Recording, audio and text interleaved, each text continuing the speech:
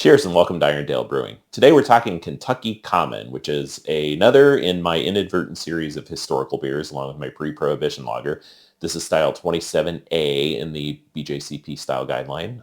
For those of you who care about that stuff, it's a good, and I say that jokingly because it's a great place to go to kind of see what these beers are like, what you're shooting for when you make them, etc. And this beer kind of intrigued me, not only from the videos I've seen of other people brewing it, and from what it, kind of sounded like it would taste like, but also because it's pretty unique in that it was specific to the Louisville, Kentucky area, pre-Prohibition, so mid-19th century, and it sounded like a great beer, especially for kind of early springtime, so I kind of nailed the time when it was going to be ready. Essentially it's a dark cream ale. It has... historically, it would have been brewed with 6-row, which is what I used in my case, and a lot of flake corn. This time I used 25% of the grist. I'll talk more about the recipe at the end. And some darker malt. So it's a dark cream ale, has that kind of creaminess from the corn, and it is meant to be pretty sessionable, and, not super bitter. I used cluster hops and Willamette hops in this batch.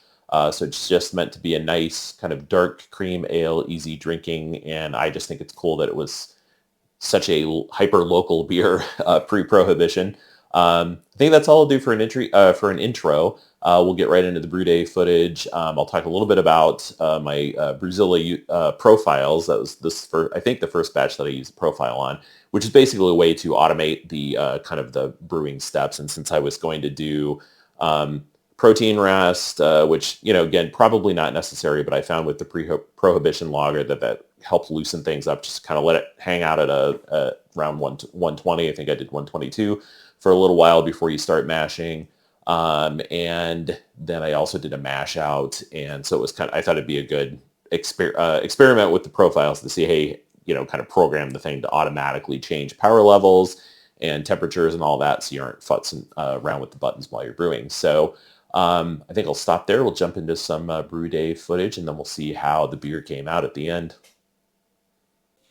So for this brew day, I'm doing things a little bit differently. I've never used profiles on the Brewzilla before, but since I'm doing this beer kind of similarly to how I did the pre-Prohibition lager, doing a protein rest and then also a mash out, I figured it'd be a good opportunity to kind of set up a profile for this particular batch and run it through its paces. I got a lot of great information out of a recent Kegland video about all of this, so I'll go over the profile in a little more detail, kind of other part of the video. But yeah, let's get started here. I've never done this before, so I'm just going to get start, and the first step it's going to do is it is going to heat to strike temp. Oh wow, it shows you all the steps it's going to do. Select to start this profile. Okay. And heater kicks on. I'm going to actually recirculate, and right or wrong, I'm using the, it's a little off to the side, but the Bluetooth temperature controller as part of this step as well. I'm hoping if I recirculate and have both, then by the time I'm at strike temp of about 128, I'm going to do the protein rest at 122, that it'll be very stable by the time we get there. And trying some new power settings for the various steps, and so we will see how all this goes, but it should be cool tech. I'll either love or hate it by the end of this. We are at our strike temp. I set it to 128 for protein rest at 122. So let's get mashed in here. That using the Bluetooth in conjunction with the built-in thermometer and recirculating while it was getting up there seemed to work really well. Got up there pretty quickly, but was stable the whole way, which is kind of nice. Then you don't have big fluctuations. So, and we're going to mash in with, this is 6-row flaked corn, chocolate rye, which I'm really excited about, and caramel 40. And you'll see I did not mix the grains in the bucket super well, so the corn's at the bottom, but since that's the way I was milling it, but we'll get it mixed in well. And so in terms of the profile, basically I just had it get to 128 and just sit there, and then said I would hit the button to go to the next step, which is one of the options with the profiles, is you can just say, hey, you can have it go to the next step based on, when something happens, or if you just hold the button down and it's that back button on the controller that you hit. And if this is anything like my pre-Prohibition lager, the flaked corn will be a little gummy, so this may take a while to mash in, but then we'll move on to the next step.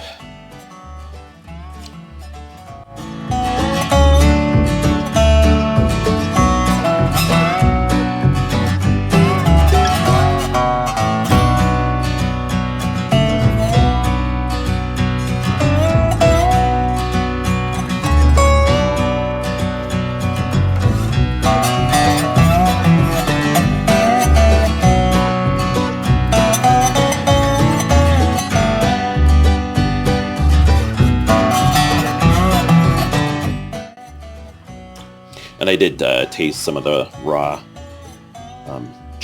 chocolate rye, and man, that is awesome stuff. I've never used it before, but I'm really excited to see how it works in this recipe. I think it'll be a nice addition. There's, as with all types of beers, there's a million different recipes out there for this style, but that's the one that caught my eye the most of the ones I looked at. I think the chocolate rye I saw was in a BYO recipe, I want to say. I don't know if I followed it exactly, but that's kind of where I got the inspiration to use that as one of the darker grains. Hopefully give it a little bit of a zip flavor-wise too from the rye. And it is not, at least the raw grain, it's not super bitter at all. It's a really nice flavor, kind of earthy, spicy, and a little bit of that chocolate, like chocolate malts have. So it'll work well in this.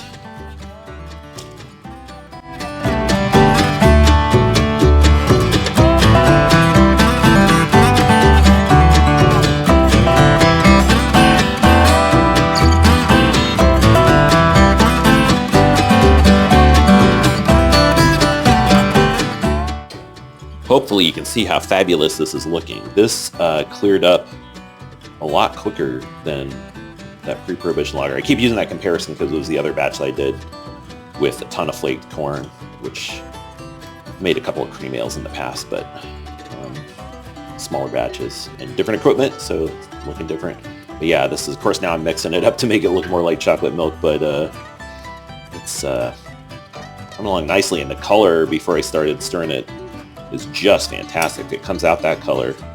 I will be very happy. Just a nice, kind of intense, coppery brown almost. Okay, and we only got a few minutes here before it's going to start ramping back up to the, ramping up to the mash temp. So I'm going to let it recirculate a little bit longer. Well, actually, I'm just going to let it recirculate as it comes up to mash temp. Seems to be working well. Anyway, just wanted to get a shot of how it's looking at this stage.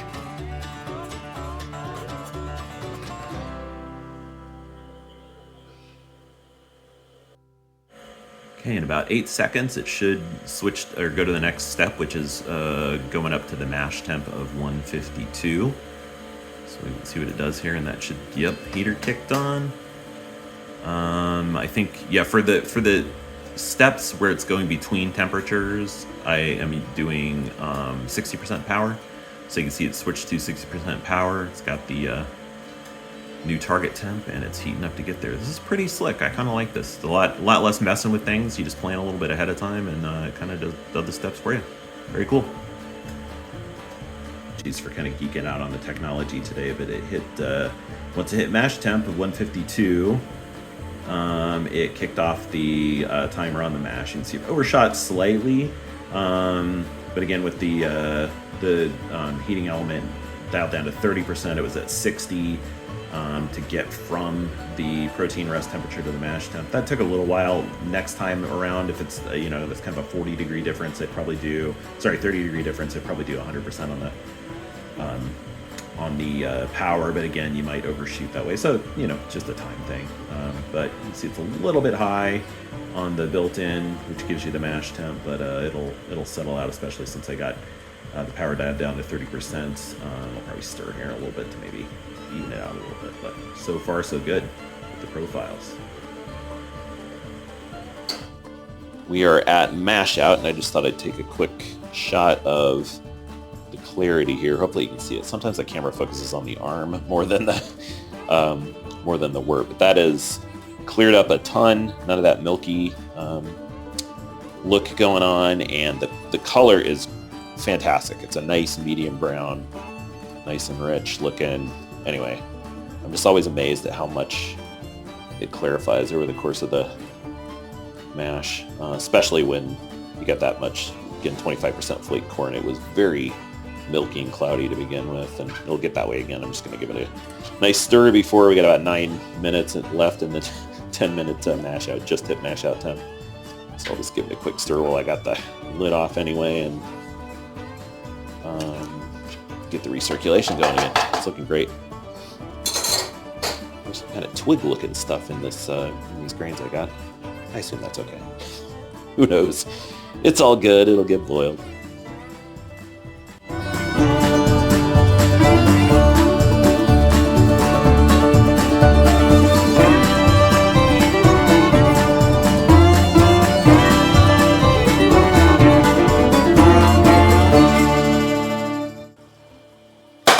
Boy, does that smell just absolutely fantastic. It already smells kind of chocolatey, and that chocolate rye. Roasty, a little bit sweet from the corn. I think this is going to be a good beer. And then I do squeeze the bag. So the nice thing is with it in the malt pipe, you can just leave that on there and just kind of push down. I don't know how well you can hear or see the amount of extra liquid I'm getting out of that. But that did help. First couple of batches I didn't do that, and squeezing definitely helps with the efficiency. It gets you up a little bit higher.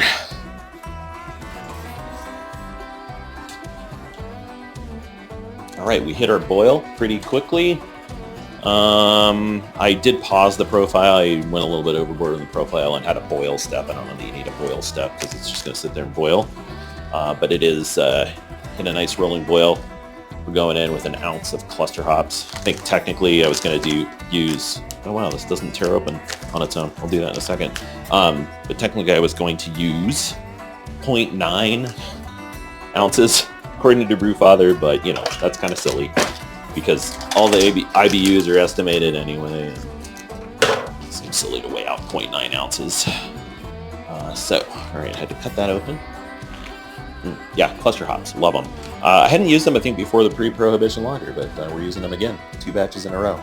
No, sorry, I did the red ale in between, so not quite, but all right, there they go. We'll stir them up a little bit. May need to get a deeper, taller, however you want to say it, hop spider if I'm going to keep using hop spiders, because this thing is, I mean, it goes down in the wort far enough, but it's, I think, designed for 10-gallon batches. But I also have bags on order, which I like better, I think. But anyway, there you have it. First hop edition. We started our timer at 60 minutes. Next action will be at 15, I believe, with a third of an ounce of Willamette. Coming up on the end of the boil here, we got 15 minutes left, roughly, so I'm going to go in with 0.35 ounces of Willamette. And then on this batch, I am going to use, here goes the Willamette, I am going to use yeast nutrient, because since there is a high amount of adjuncts in here, apparently that can help a little bit. Okay, just make sure that's... Hop spider, like I said, is a little less than ideal for this size batch, but it's what we're going with today. If you probably can't see down in there. There is, plenty of fluid covering the hops, so it's not like they're suffering down there, but it's less than ideal. Yeah, so another 5 minutes. We'll go in with World Flock and yeast nutrients, and then the fun starts with the fermenter and all that stuff, so we'll check in a little bit later. All right, we're getting the wort into the fermenter. Wort chiller overshot a little bit, got down to 63 while I was setting stuff up. Not a big deal. This yeast, I think, is 64 to 68, I think, is its happy place. Pretty narrow happy place for yeast, but anyway, it's looking pretty good. I don't know how well you can see this. Sorry for the moving around on my phone, but the color is looking great. So I think I'm going to be happy with this. It's smelling wonderful. Brew day went off without a hitch. Temperatures were super stable. Probably jinxing it by saying all the stuff that went right, but we'll get a gravity reading here in a second. Here we are in the fermentation chamber. Yeah, not much more to say. That was a pretty slick brew day. I think I hit the volume, oh my god, almost exactly. I already forgot the gravity, so I'll put on the screen. I left the drop on the refractometer because I knew I would forget. But yeah, I don't know. I'm looking forward to this beer because I think it's going to be great. I'll be curious to see how that yeast does. I was just making sure that wasn't a bunch of yeast on the dip tube there. I think it's just foamy stuff from when I stuck it in there. Hopefully, I may shake it around to get that off of there in case it's yeast. Yeah, so I'm just going to check the spunding valve. I'm not doing pressure, but I'm, going to keep, probably just a low amount of pressure on there, as if it was kind of a blow-off tube situation. And we will see where this goes. But I am excited. I've been waiting to do this style for quite a while, and it is looking fantastic so far. This is about 24 hours post-pitch, and it is coming along nicely. Got quite a bit of activity. I'm letting this one build up just a little bit of pressure. We're gonna keep it, 5 or under. Not really pressure per se, but versus a blow-off tube, basically. But yeah, that's going well. I think it's about 15% done at this point. Wasn't sure what to expect with the Mangrove Jack's yeast, but it's looking good, and I love the color of the Kreuzen. That's a nice chocolatey brown. Hope that bodes well for the final color of the beer. So this is 36 hours in. It's going nuts. It's already 80% done fermenting after 36 hours. Massive Kreuzen on top there. And, again, I'm letting pressure hang out at around 5 psi, so nothing too crazy, but that is just that Mangrove Jack's California lager yeast is something else. I was not expecting it to go this quickly. You can see, I don't know if I'll catch it there. Yeah, you can see there's massive bubbles kind of rising and falling in there. Very cool. This is looking good. I'm excited. All right, and here we have the beer in the Gamdud Brewing glass. Thanks, Billy. My new favorite glass. As you can see right out of the gate, this is pretty dark. I believe the SRM you're shooting for is between 11 and 20. This was supposed to be, according to Brewfather, about 16, if I remember correctly. So kind of right in the middle of that scale. It is significantly darker than that. If I had to guess, it's probably pushing 30, but I'd have to get a chart out and look. It may be hard to see on camera. It's not black. I don't know if you can see at the bottom. It's a nice, very dark coppery brown. So I don't hate the color. I just think it's probably darker than it should be. And that has to do with the dark malts. Obviously, I used not huge percentages, 6% chocolate rye and 3% caramel 40. Next time around, I'll talk about kind of why I'd use less of those things, or maybe a different mix of things. Some recipes I looked at use black malts in small amounts. So, you want it dark. It's a dark cream ale, but probably not this dark. So the yeast I want to talk about, I used Mangrove Jack's M54, which is California lager. It's one of those kind of steam beer type yeasts. And I think that yeast worked really well. It is very clean. I don't get any yeasty esters in this beer at all. It ripped through this in 2 days, which is crazy and I was fermenting at 64, if I remember correctly. But that is just, I've never had anything tear through beer that quickly. So that was pretty impressive. So thumbs up for the Mangrove Jack's yeast. Just going to look at some gravity here. I was a little bit over. The original gravity was 1055. It fermented all the way down to 1010. And you do want this to be relatively dry. So, I was happy with that. It came out a little bit higher on the ABV than you maybe want, but not by much. I was shooting for let's see here. I was shooting for about 5%. I got I was shooting for, this is weird. Brewfather's showing me something strange here. Brewfather says I was shooting for 4.9. I wound up with 5.9, which that's probably true because I ended up, so the yeast, the attenuation on the yeast was 81%, which is, again, insane. And brew house efficiency, I got 74%. I was guessing 70, so a little bit better efficiency than I was guessing. So it came out quite a bit higher on the ABV than maybe I was shooting for. It doesn't taste boozy to me. I had this one time before filming this, but it's a little bit higher on the ABV than I was going for. So let's check the aroma of this thing. So this is all malt. It's very rich and chocolatey, malty in the aroma. Really like the aroma. I don't smell hops at all. It was pretty modest amount of cluster and Willamette hops. But they're there. You can taste them, which we'll get into in a second here, that balance out the maltiness. But this is a very malt-forward beer, which I appreciate. I think I was talking with some of the brew tubers about this. I think my palate's changing a little bit, or my tastes are changing a little bit, such that I am leaning more these days towards more malty beers and less IPAs and more lagers. Which if you'd asked me a year ago if I'd ever make a lager, let alone choose to drink them, I would say no, because I just didn't. They weren't my thing. But now things are changing. But yeah, I really like it's just super rich on the nose, very chocolatey. I don't really pick up much rye per se in that chocolate rye in the aroma. But yeah, it's a very nice aroma. All right, well, let's go in for mouthfeel and taste here.